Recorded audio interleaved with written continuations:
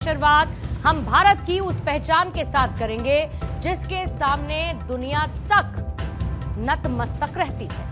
हम बात कर रहे हैं भारत के लोकतंत्र की, जिसकी जड़ें इतनी मजबूत हैं कि हर कोई यही मानता है दैट इंडियन डेमोक्रेसी को डिगा पाना नामुमकिन है। एक तरफ जहां पर दुनिया भारतीय लोकतंत्र की प्रशंसा करती आई है, दूसरी तरफ हमारे ही देश के नेता इस लोकतंत्र को खतरे में बताते हैं। सिर्फ देश में नहीं, कुछ नेता ऐसे भी हैं जो कि भारतीय लोकतंत्र का जिक्र विदेशों में भी करते हैं और जो ये कहते आए हैं that democracy is in danger, Indian democracy is in danger. आपको ये मालूम होगा कि कांग्रेस के सांसद राहुल गांधी जर्मनी की यात्रा पर हैं और जैसा कि हर बार होता है, राहुल गांधी की यात्रा हेडलाइंस में आई, विवादों में आई, क्योंकि बीजेपी राहुल गांधी के उन स्टेटमेंट पर सवाल उठा रही है जिसने नेता विपक्ष, लीडर ऑफ ऑपोजिशन ने जहां पर केंद्र सरकार और भारतीय चुनाव व्यवस्था पर गंभीर सवाल उठाए।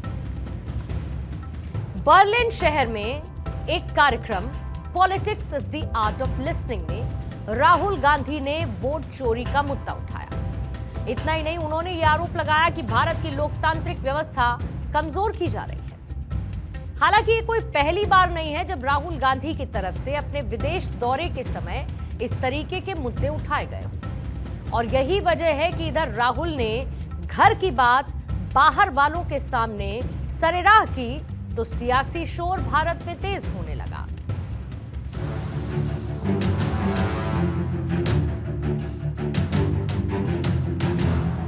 There is a wholesale capture of our institutional framework.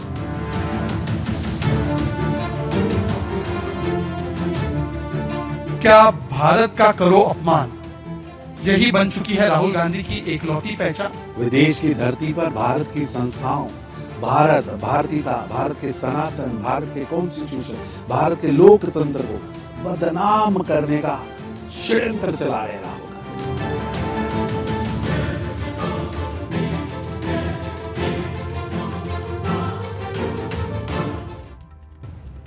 तो राहुल के जर्मनी दौरे पर जहां पहले ही बीजेपी सवाल उठा रही थी, क्योंकि संसद के शीतकालीन सत्र के बीच ये दौरा प्रस्तावित था जिस पर बीजेपी की तरफ से आरोप लगाए जा रहे थे। अब एक बार फिर से इसी दौरे को लेकर कुछ ऐसा ही माहौल देश में बना है। बिहार चुनाव से पहले एसआईआर को लेकर अगर सबसे ज्यादा हमला किसी ने बोला तो वो खुद राहुल गांधी थे, लेकिन इसी मुद्दे को 7 समंदर पार उठाकर राहुल गांधी ने उस सियासत को चिंगारी दे दी जिसको बीजेपी ने मौका दे दिया पूरी कांग्रेस को कटघरे में खड़ा करने के लिए।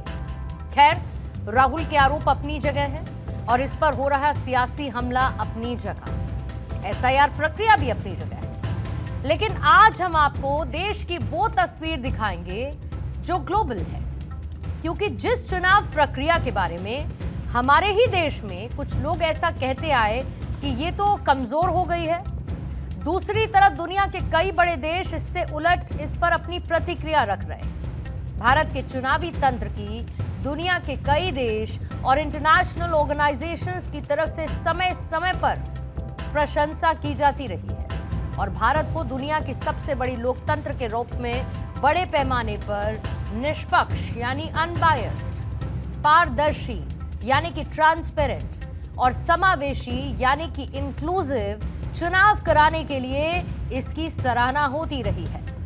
मसलन साल 2024 में अमेरिका ने जहां कई बार भारतीय चुनाव प्रक्रिया को अविश्वसनीय और इंस्पिरेशनल बताया, पूर्व अमेरिकी राष्ट्रपति जो बाइडेन ने 2024 के चुनावों के सफल समापन पर भारत की लोकतांत्रिक संस्थाओं की सराहना की। अमेरिकी विदेश विभाग ने अक्सर ईवीएम और इतने बड़े पैमाने पर सुरक्षित मतदान कराने के भारतीय तंत्र को एक मिसाल माना। यूरोपीय संघ यानी ईयू की तरफ से भी भारत के चुनावी ढांचे की स्थिरता की प्रशंसा की जा चुकी है और खास तौर पर दूर दराज के इलाकों में एक एक मतदाता के लिए पोलिंग बूथ बनाने की व्यवस्था को यूरोपियन यूनियन ने एक प्रशासनिक चमत्कार माना है, यानी एडमिनिस्ट्रेटिव मिरेकल कंसिडर किया है। फिर यूनाइटेड नेशंस, संयुक्त राष्ट्र के महासचिव ने भारत के चुनावों को वैश्विक लोकतंत्र की आधारशिला बताया, नींव बताया। यूएन के विभिन्न अंगों ने भारत के चुनाव आयोग की तरफ से इस्तेमाल की जाने वाली टेक्नोलॉजी और मतदाता शिक्षा कार्यक्रमों की, यानी जो जागरूकता कार्यक्रम वोटर्स के लिए होते हैं, उसकी सराहना की। फिर संयुक्त अरब अमीरात, साल 2025 जब एक यूएई की रिपोर्ट ने भारत की चुनावी प्रक्रिया को दुनिया की सबसे विश्वसनीय में से एक बताया, जिसमें ईवीएम वीवीपैट की तारीफ की गई। साफ है कि बाहर वाले लोग ये कह रहे हैं कि भारतीय चुनावी प्रक्रिया का कोई तोड़ नहीं, ये तो बेहतरीन है, शानदार है। लेकिन दूसरी तरफ राहुल गांधी इससे अलग ही बात कहते हैं। और जैसे इस मुद्दे को बीजेपी ने उठाना शुरू किया, माना जा रहा है कि कांग्रेस की मुश्किल इससे बढ़ सकती है।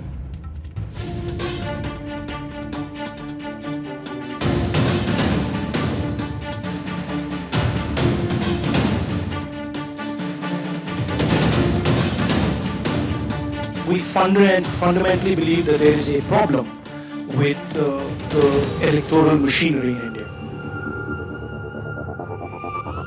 जब पार्लियामेंट लगती हो तो जर्मनी में मिलते हो, जब देश के सर्वोच्च सम्मान से प्रधानमंत्री सम्मानित हो तो तुम देश की बुराई करने पर लगते हो।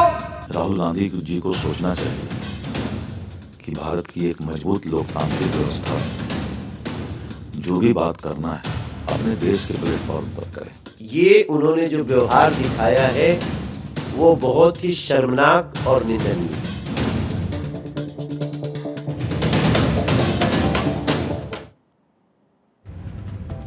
आज पूरी दुनिया को कहीं ना कहीं प्रधानमंत्री मोदी से काफी कुछ सीखने की जरूरत है, क्योंकि जिस तरीके से प्रधानमंत्री मोदी जब विदेश दौरों पर रहते हैं तो नेशन फर्स्ट की थ्योरी को रखते हैं, उसे हर किसी को समझना चाहिए।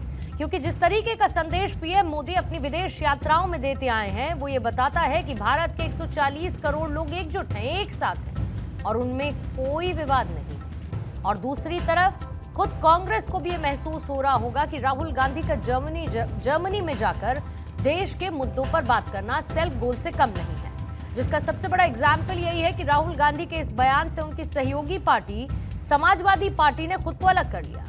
पार्टी के सांसद राजीव कुमार राय ने यहां तक कह दिया कि देश और दुनिया से जुड़े कई मुद्दों पर चर्चा जरूरी है, लेकिन उन्हें विदेश में उठाना ठीक नहीं है। देश में रहकर तो हर भारतीय की अपनी जिम्मेदारी होती है, लेकिन जब आप विदेश की यात्रा पर होते हैं तो इस जिम्मेदारी का भार और ज्यादा बढ़ जाता है। भारत की वाइब्रेंट डेमोक्रेसी वाली छवि का डंका दुनिया में बजता है और इसको बनाए रखने की जिम्मेदारी हर एक शख्स की है। कोशिश यही की जानी चाहिए कि आपकी बातों से इसे कोई नुकसान ना पहुंचे, लेकिन राजनीति की परिभाषा अलग होती है और यहां पर सब कुछ जायज होता है, फिर चाहे वो देश में हो रही सियासत हो या फिर विदेश में रहकर अपने ही देश की व्यवस्था पर उठाए जा रहे सवाल को रखकर की जाने वाली प्योर पॉलिटिक्स क्यों ना।